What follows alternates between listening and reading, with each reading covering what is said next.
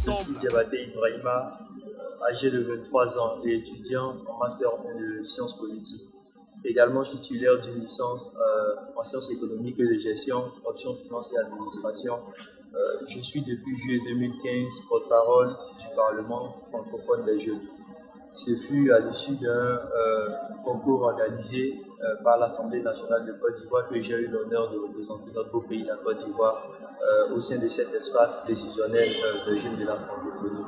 Le Parlement francophone des jeunes a pour objectif principal de réaliser une simulation parlementaire avec les nouvelles générations que nous sommes en vue d'illustrer au sein de la jeunesse le modèle de la démocratie parlementaire. L'objectif final étant de former des citoyens responsables vivant dans nos espaces.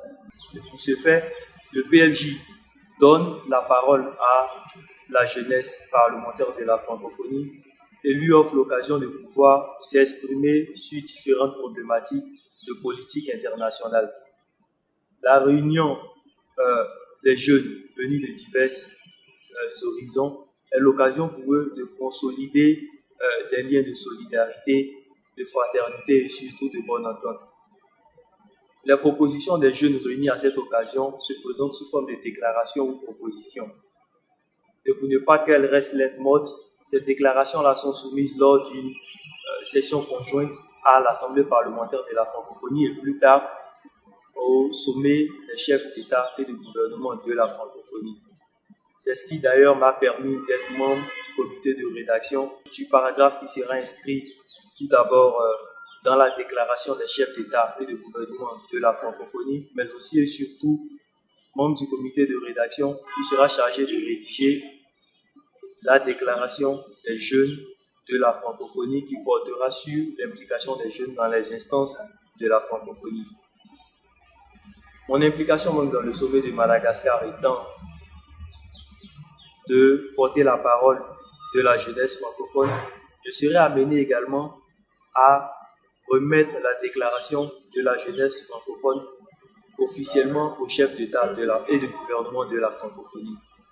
Il faut dire que le Parlement francophone des jeunes m'a permis de développer certains aspects de ma personnalité, nous permet également d'être beaucoup plus responsables dans nos actes et nous permet d'être des citoyens honnêtes.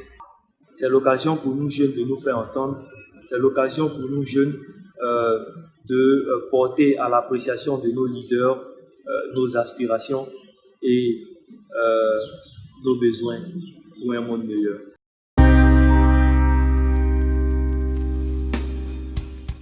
Pour moi, le vivre ensemble, c'est vivre dans une société organisée et bien définie par des règles respectueuses des libertés individuelles et collectives.